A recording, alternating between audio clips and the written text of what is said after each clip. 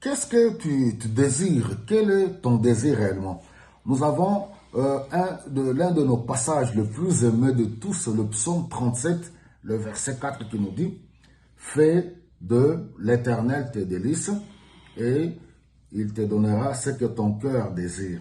Bon, vous allez voir, beaucoup ne font jamais de Dieu leurs délices. Ça, c'est encore un autre sujet pour comprendre. Mais ici, dans Philippiens au chapitre 3, nous allons voir le désir de Paul, de l'apôtre Paul. Philippiens 3 au verset 4 déjà, Paul avec un CV impressionnant. Je vais me mettre à le lire. Un CV extraordinaire. Verset 4. Pourtant, je pourrais aussi me réclamer de tels privilèges. J'aurais plus de raisons de le faire que qui que ce soit d'autre. J'ai été circoncis le 8e jour après ma naissance. Je suis israélite de naissance, de la tribu de Benjamin, pharisien, et j'étais fanatique. J'étais si fanatique que je persécutais l'Église. En ce qui concerne la vie juste prescrite par la loi, j'étais irréprochable. Mais, ces qualités que je regardais comme un gain, je les considère maintenant comme une perte à cause du Christ. Mourir à soi-même. C'est ça, c'est dont on a parlé la fois passée. Et je considère même toute chose comme une perte en comparaison de ces biens suprêmes.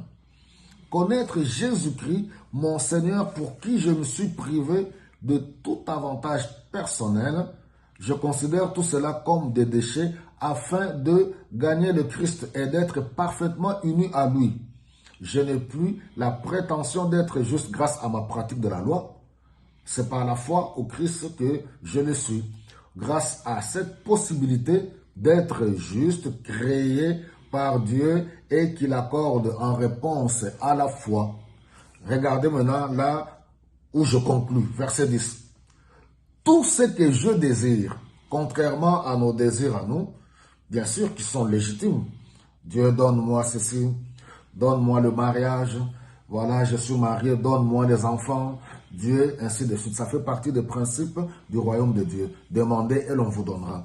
Mais regardez, Paul dit, tout ce que moi, Paul, je désire, c'est de connaître le Christ et la puissance de sa résurrection, d'avoir part à ses souffrances et d'être rendu semblable à lui dans sa mort, avec l'espoir que je serai moi aussi relevé d'entre les morts. Voilà, question de priorité.